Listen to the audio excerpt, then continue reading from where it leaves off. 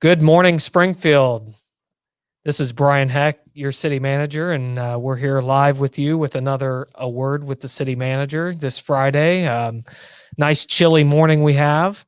A little bit different setup today. Typically, I know we have our moderator, Logan Cobbs, here with us and asking questions directly of me, but we thought it was very relevant today to discuss utility bills.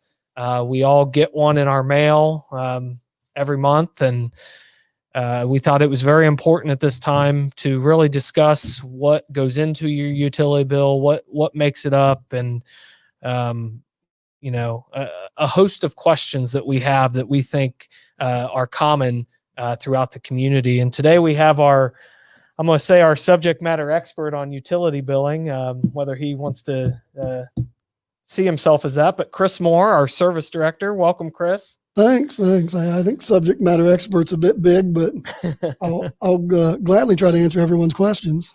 But we felt bringing Chris in has a lot of useful information about utility billing and utility bills specifically. We know there's a lot of questions oftentimes that come in both to our utility billing section and also our service department. And so we thought taking today's podcast and really focusing and addressing this specific subject was important for the community. And as always, we believe our best citizen is our most educated citizen. And I can't think of a better person than Chris to help us educate our citizens today. So thank you. Thank you. So I'm going to dive right in to the questions, Chris. And again, we're talking about our utility bills, but really the first one, what services go in and make up our utility bill? So it really is the delivery of drinking water, the collection of sewage or wastewater, and the management of stormwater runoff. Those are the three elements you find on your utility bill. Okay. And oftentimes I know people, they refer to it as their water bill, is usually what it's referred to. So there is sewer, there is stormwater. Why does that all make up into one bill? Well, it's not just for water, like you said. It is for the three water-related services we provide. And when you think about it, water is water is water. When you look at the cycle of water, whether it's being pumped out of the ground to your house or getting put back in, it's all water. So in the utility bill, you're paying for the distribution and treatment of drinking water, the collection and treatment of sewage or wastewater that leaves your house, and then stormwater management, which is taking care of the runoff that comes from your property. Gotcha. So it's really a misnomer to refer to it as our water bill. That's probably a kind of a historic, just people have always referred to it as a water bill. It's actually your utility bill, which, as Chris has described, is a comprehensive look of water usage throughout our community and how we're treating it and serving it. So with that, knowing that our utility bill is made up or comprised of three different elements, oftentimes people want to know, why is sewer more expensive than the water usage? So oftentimes you'll see and you'll look at the breakdown, and water is significantly lower in terms of the total cost of the bill than what our sewer is. So why is that, Chris? Well, and it is. That's a very common question. To be very simple, the water is cleaner when we start. Out off of Eagle City Road, we have wells that take very clean water from the ground, pump it to our treatment plant, and just get it up to where it meets or exceeds the state and federal standards for drinking water. When that water comes out of the ground, it's drinkable. It's really good, clean water. So there's not as much that goes into getting that water ready for consumption or use at your home or business. The wastewater, on the other hand, is filthy. Most people don't want to look at what goes down their drain, what they flush down the toilet, but that's what we accept, all of that. And when we get it, it is nasty stuff. It goes through a series of processes so that when we are done with it, that water is able to safely be put back into Mad River without harming the waterway. Understood. So I think it's important to know that the overall treatment process is significantly more as it relates to that sewage water ends up at our wastewater treatment plant. And aside, you talked about at the beginning relates to that water treatment process. And when it comes out of the ground, it's pretty close to being drinking ready. We as a community are very fortunate for the aquifer that we sit on, correct? Oh, we are. We have a very large supply of clean, safe drinking water. And we're lucky enough to have a treatment plant that is in very good working order and has the capacity to treat about twice as much water as we're treating now. So we have room for growth, room for expansion, and we also have room in, I would say in case of emergency, because we have that extra capacity, it allows us to be able to continue to provide people with clean, safe drinking water as we work through any problem that may pop up. Yeah, and I would think it's fair to say, Chris, so that in large part helps us keep our water specific rate down, our water bill piece down, because in other parts of the country, they don't have that aquifer. They don't have that resource of that clean drinking water. And so maybe the process is a little more intense and they have to treat it more to even make it ready for drinking water. So again, we should really not take our water supply for granted. Oh, absolutely. Because of how lucky we are to have that aquifer here. Yes. Yeah, I mean, to have a large supply and to have a clean supply are two things that many folks throughout the country and the world would really like to have. We're so fortunate to have what we do here in Springfield. Great. So, we talk about water, we talk about sewer, we talk about stormwater. How does that money? So we see a collective bill of those three different items, and then we pay one amount. How is that money distributed? Do we pay for our water go to the supply of water? What we pay for sewage goes to the treatment of sewage? Does stormwater go to the treatment of stormwater? How does that all play into the bill and what people are paying? Well, what you said is absolutely correct. When someone pays their utility bill, the portion that is listed for water is deposited into the water fund, and that money is only to be used for things to support the water system. So we can't take that money and buy sewer stuff. We can't take the money and use it to buy police cars. We have to take that money and use it for fire hydrants and valves and chemicals to treat the water and all the things that go into the water process. The same holds true for sewer, and the same holds true for stormwater. We have to make sure that these are user fees based on your usage for a specific service. And we have to make sure that the funds that come in go to support that specific service. Yeah, and so oftentimes you'll hear us refer to these as enterprise Yes. funds because, again, that's how they operate.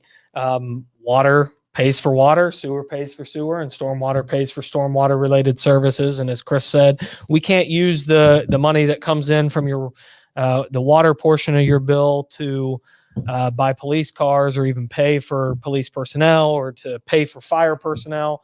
Those things, it doesn't work like that. We have to use the money that comes in for that specific purpose. So I think it's always good to clarify that because not everybody, understands or knows that's the case. Talk to me about the stormwater service. So this is, that was one of our newer fees that came on probably 10 years ago now, maybe a little longer. And talk about what is the stormwater service? Why is that important to our community? Well, so, what a lot of people don't realize is that stormwater, the runoff that we generate from our properties is pretty dirty stuff. There's pet waste, there's stuff that drips from your cars, there's fertilizer. There are things in that water that aren't great. Some people just think, oh, well, rainwater's clean. What's the problem? It's when it hits our properties is when it starts to get pretty yucky. So our stormwater service is to make sure that as a community, we're able to handle the water quality and quantity issues that we face as a community, and the regulations related to those.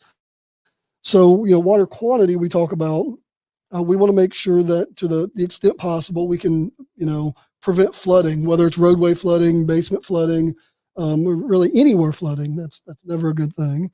And from a quality standpoint, it's making sure that we're doing things to keep some of the bad stuff out of our stormwater system and from polluting the streams. And Chris, just on that whole stormwater concept, so we are a combined sewer overflow community, as there's many of those communities, specifically around the Midwest, and I think maybe in the northeast part of the country and so forth, maybe some out west. But talk a little bit about that. What's that mean, the combined sewer overflow community? So as a combined sewer overflow community, and Brian is correct, there are over 700 throughout the country. In Ohio, Cleveland, Columbus, Cincinnati. It's not something unique to Springfield. It was a best practice back 100 plus years ago to get everything that was, waste type water, stormwater, or sanitary waste to the lowest point in the community. Here, that lowest point primarily is Buck Creek, but there's Mill Run, Mill Creek, and Mad River. And what that means is that when it rains, in some parts of the community, the rainwater travels in the same pipe as your sanitary waste. And under a lot of conditions, all of that water travels safely to the wastewater treatment plant where it is properly treated and put in the Mad River in a safe, friendly way. During times of very heavy rain, those sewers were designed to relieve themselves into waterways. That is what the overflow portion is. So the pipe starts to get too full of sanitary waste and rainwater, and rather than blow manhole lids off and back into basements, it spills over a little dam or spillway and works its way into the waterways.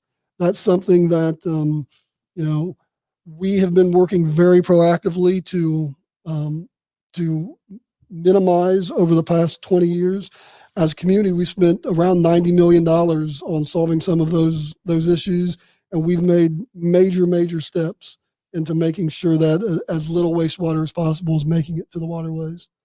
Understood. Thank you, Chris. I think it's just good to kind of clarify what that means when we talk about being a combined sewer overflow community, because that certainly does impact our utility and ultimately our utility rates as we look to, as a community, address the issues and concerns, obviously, with that stormwater mixing, combining with our sewage that could lead to overflows in the community. And that's important for the environment and long term that we take proactive measures. Though, part of it is built into our relationship and working with EPA from both the federal and the state level to improve it. But again, as a community, the creek, the waterways, those are assets to our community. Absolutely. And those are things that we want to be proactively working towards in protecting as well. So to kind of get into the nitty gritty of utility bills, first question is just, how is the utility bill calculated? So the water and sewer portion of the utility bill is based on the amount of water you use, the amount of water that flows through your water meter. So if you think about it, if you turn on your faucet and a gallon of water comes through into your sink, a gallon of water should then go down the drain and back out. So your water and sewer bill are based on the water that flows through your water meter. It's calculated in 100 cubic feet increments. 100 cubic feet is about 748 gallons. When you look at your bill, it will talk about, it'll say usage. We call those points usually, and an average bill is around 6 points of usage, 600 cubic feet of water. That's generally what we see. So to put that into perspective, 15 flushes of your toilet per day, which, for a family of 4, that's a pretty easy number to hit. That works out to about 1 point on your bill. A shower uses about 17 gallons of water. Over the course of a month, 1 shower a day is just under a point. So if you think about 3 or 4 people in the house, that's how you get to the average bill being around 6 points. One thing a lot of folks don't know, and I think this is very important, is that something we do to make sure that you're not billed for water in excess that's not going down the drain. As a community, we look at what your water usage was in February, because the odds are you're not washing your car or watering your lawn in February. outside water usage is pretty much zero at that point. We use that number as a cap.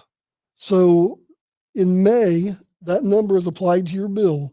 And for the rest of the year, clear to the following May, you will never be billed for more sewer usage than you used during that month of February.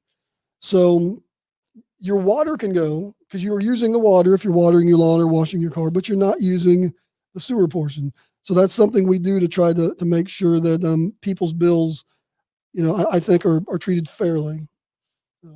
Understood. So that's important. So during the month of February, that calculates that sewer cap number, which then goes into effect in May. Yes. And then that serves till the next May, Mhm. even though again in February we'll recalculate, and then that following May start the new cap. Yes, and sometimes it can be confusing to folks because they will see a month where they used more water than the previous month, and the water portion of their bill went up, but the sewer didn't. And it sometimes it can look like an inconsistency on the bill, but it's actually just them receiving the benefit of that cap that keeps their sewer bill capped for a year. Okay, so almost like a level billing type thing on the sewer that you can't exceed. It's a not to exceed. Yeah, Yes. it's a not to exceed cap. Mhm. And so, but what if you use less water in a month, which generates obviously less sewage? Do you still pay at that cap rate, or do you pay under that cap rate? No, you don't. And that's why we prefer to refer to it as a cap as opposed to like a level billing.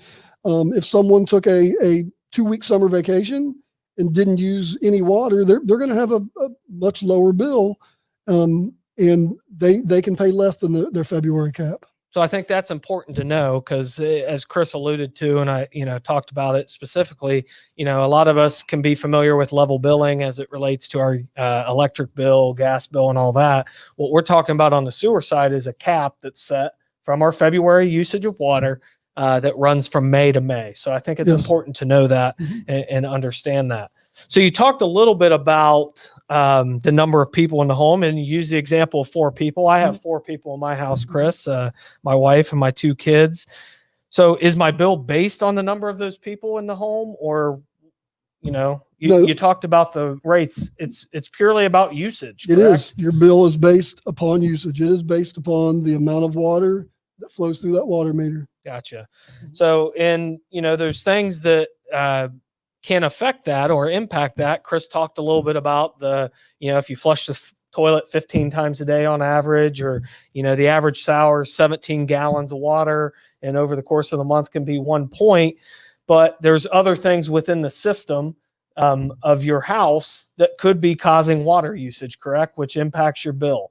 So, you look at a leaky toilet or a shower head that maybe is even leaking or something. Any type of leak, that's water going through the system, and you're going to pay for that water, correct? Correct. And they add up very quickly. As I speak to our utility billing folks, they have told me more than once that the number one call they get with high water bills, it always tends to relate back to a leaky toilet.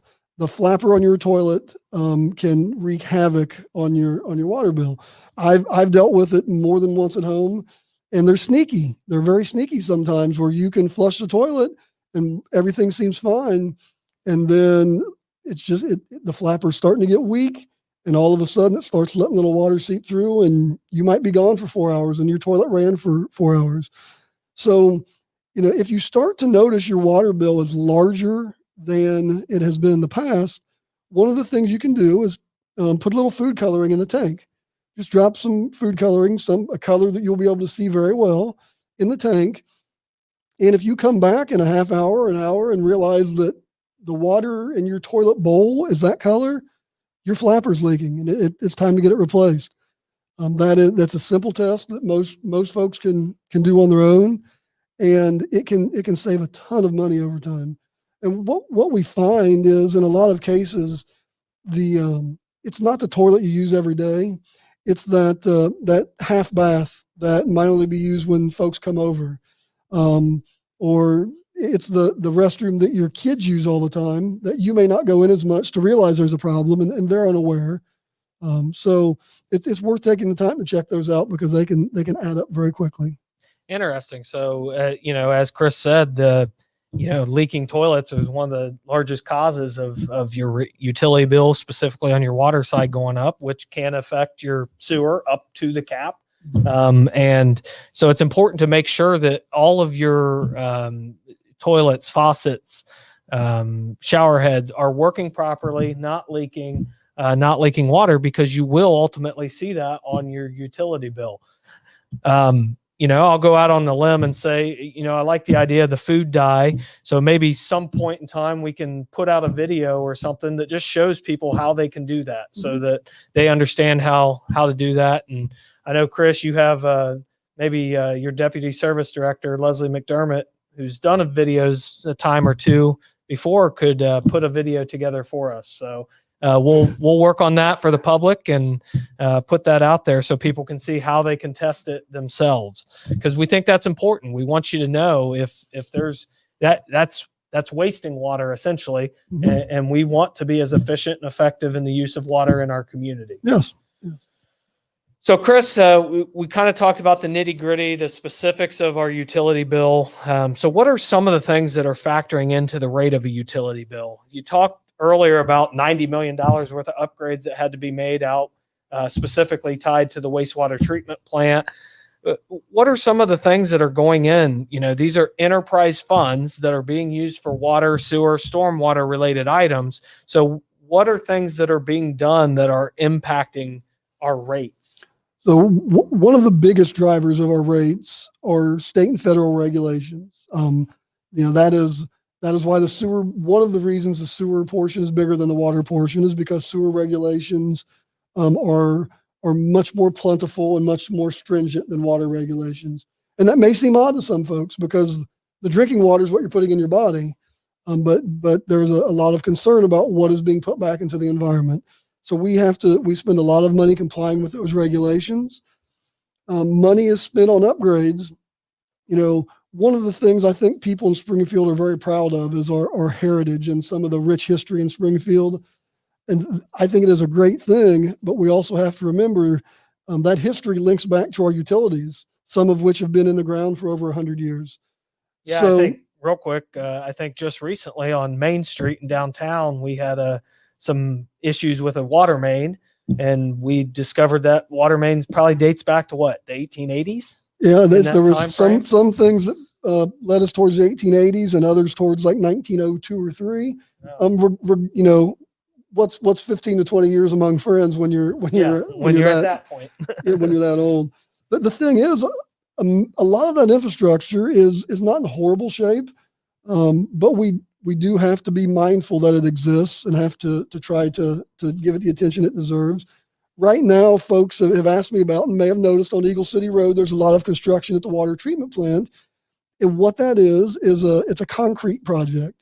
The water treatment plant is 60 years old, and it's been very well maintained, but concrete has a life. And some of the concrete out there through the years with the freeze, the thaw, the sun, the chemical exposure, it's started to deteriorate. So we're upgrading that to make sure the plant can serve us many years into the future. That also is $3 million worth of work. Those are things that start to add up. We've done some recent projects to some sewer lines that weren't in great shape. You may notice there's some work just wrapping up on West Main Street out towards the where merges in the 40. We upgraded a sewer on Oakwood Place this year, and just little neighborhood sewers that need attention. And then, of course, there are the big things, the major upgrades to the plant that we talked about, where we were spending $30 to $60 million to increase plant capacity to make sure that we're treating everything we could possibly treat. And we also can't forget just the day-to-day operations. The electric bills, and we've done things to try to conserve electric at both plants. The electric bills at both plants are over $500,000 a year at each place.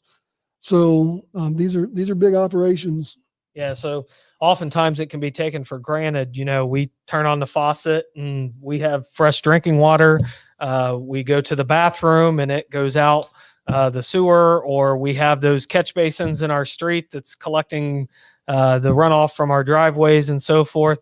there is a system that has to be in place for those things to even work. And part of our responsibility through being the utility provider for water, sewer, and stormwater related matters is taking care of that infrastructure. Mhm. And as you mentioned, we have a rich heritage, a rich history in our community, but that also means there's aging infrastructure that has to be addressed and dealt with. And I would assume, costs of construction and so forth vary, but they typically continue to rise, not decrease. And so we have to, build that in to our models as well as we're looking at our rates and how we're going to support and redo and rehabilitate our utilities. Mhm.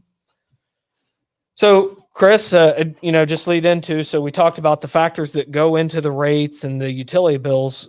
Can people expect a rate increase on their utility bill in the near future?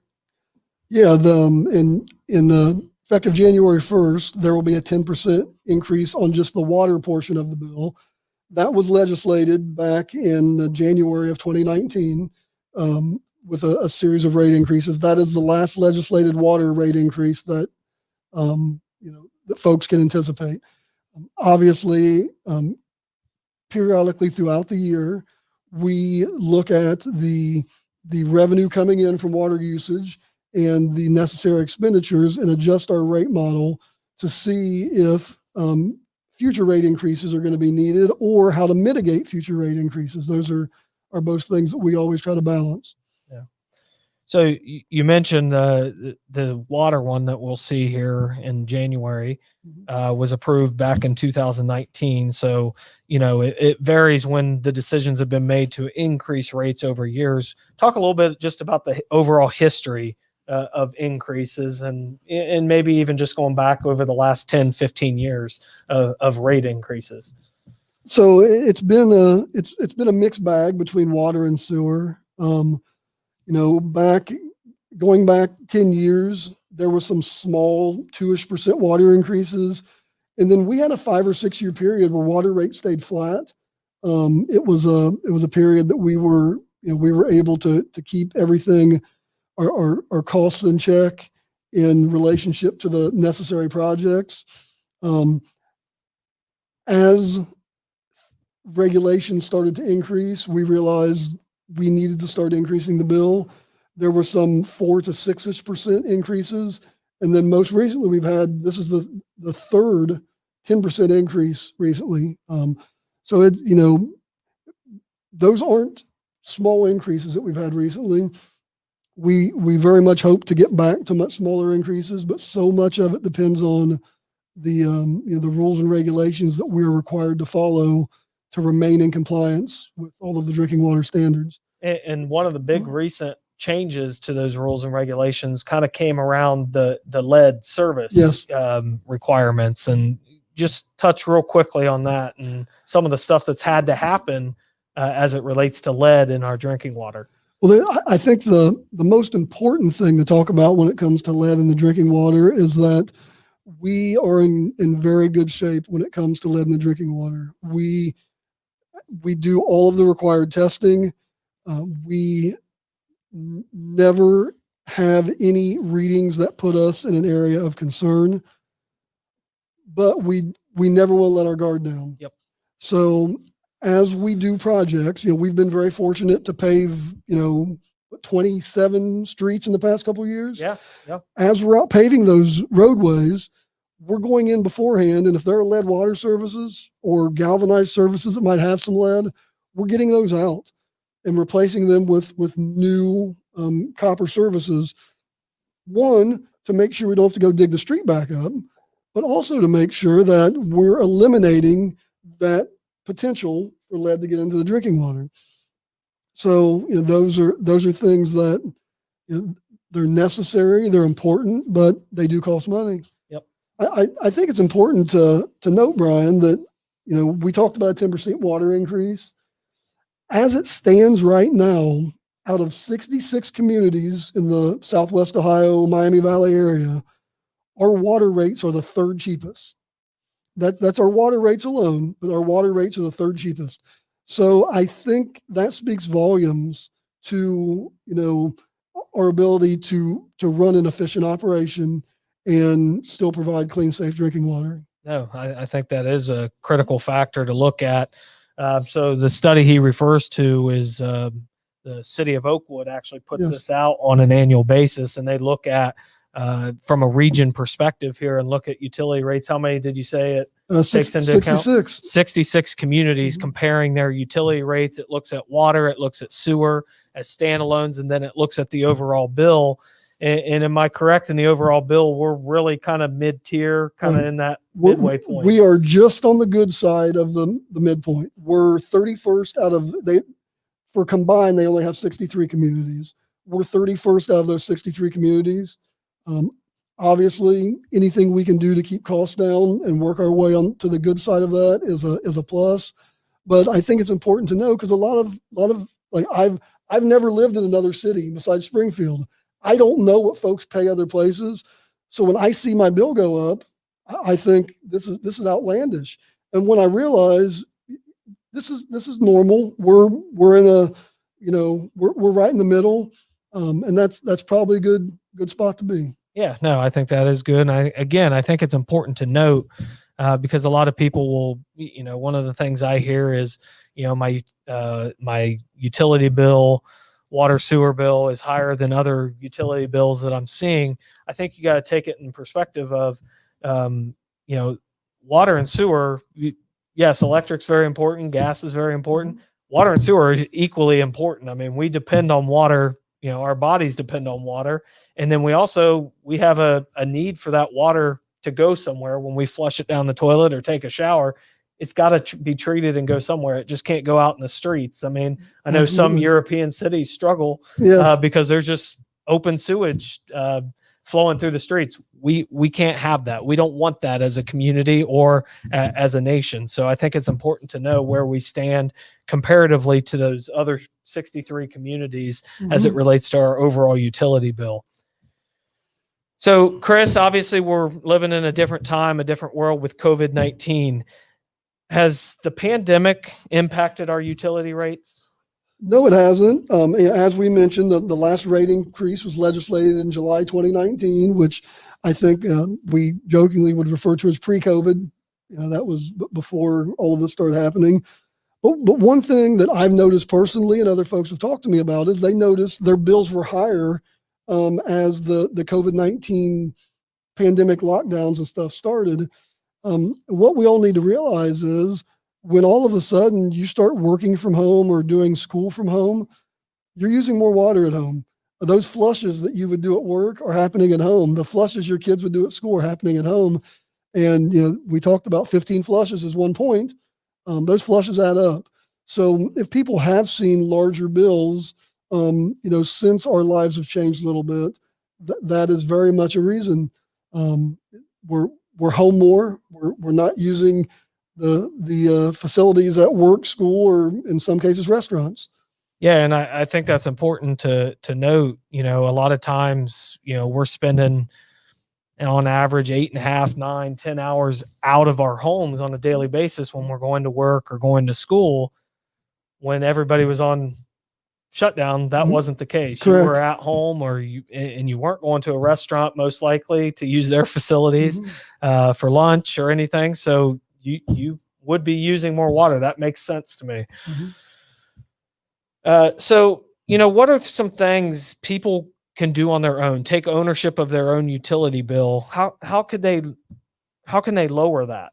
Are there things that they can proactively work towards? So the simple answer is use less water. I know that's easier said than done in some cases, but turn off the water while you're brushing your teeth. If you're brushing your teeth for 2 to 3 minutes and letting the water run the entire time, that adds up.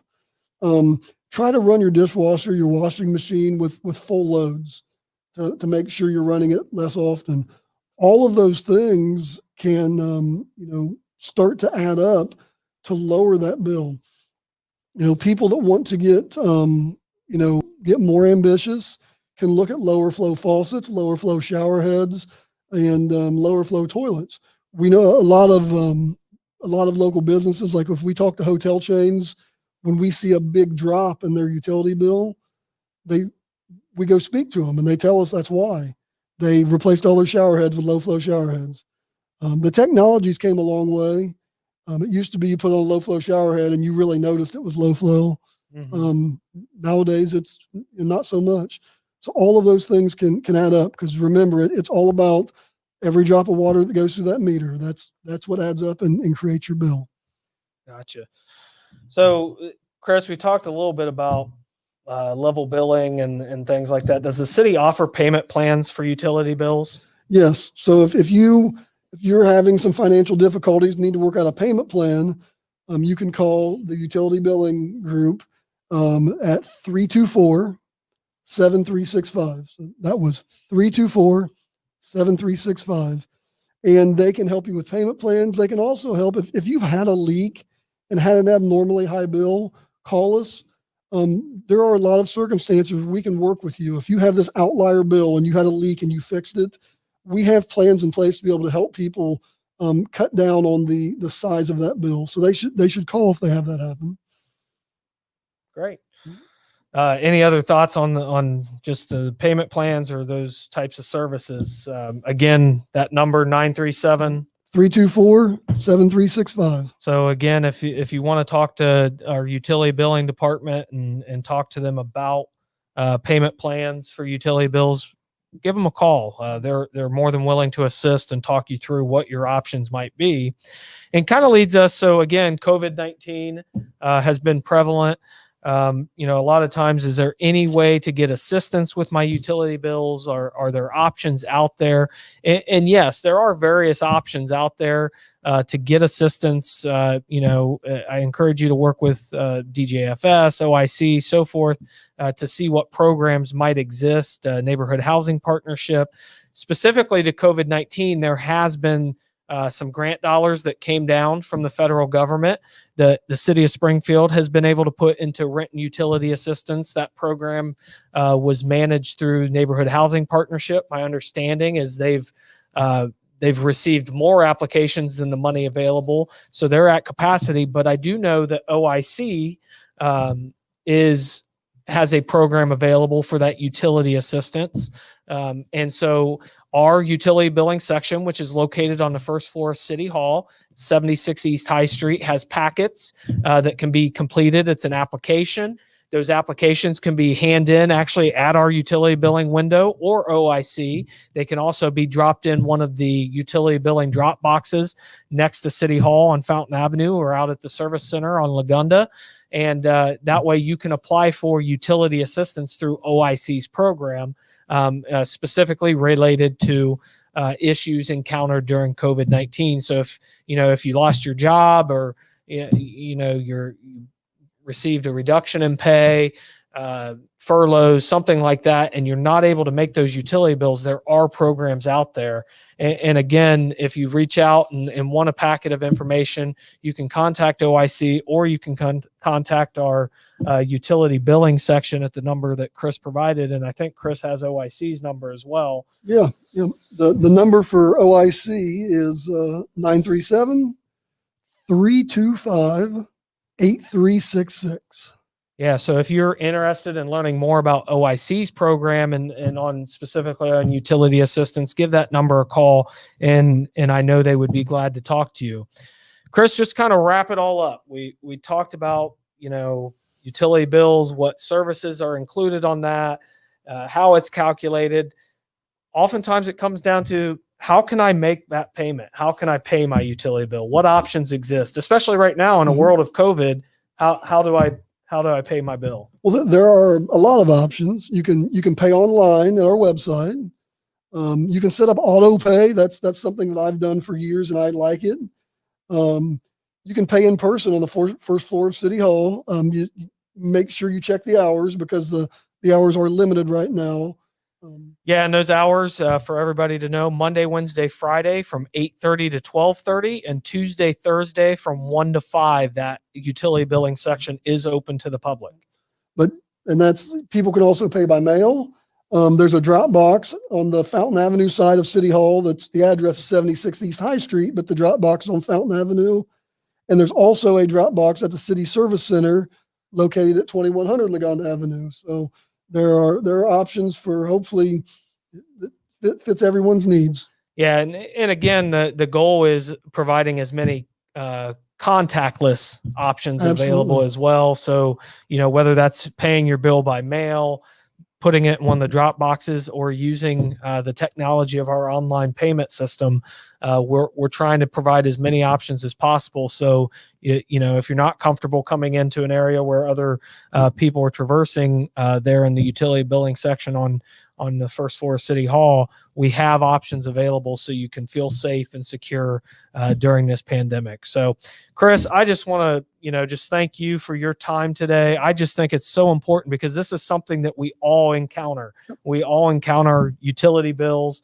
I think it's important, again, to me, our most educated citizen is our best citizen. Mhm. And we want to inform you. We want you to know what's going on. We want you to know where those dollars are going when you pay your utility bill. We want you to know what they're going to for water, what they're going to for sewer, what they're going for stormwater, and that's important for the public to understand that and know that.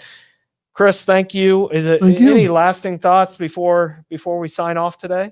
I just want to encourage people, if you have a question about the water system, the sewer system, give us a call. The number at the service center is 937-525-5800. We want people to understand their water and sewer systems.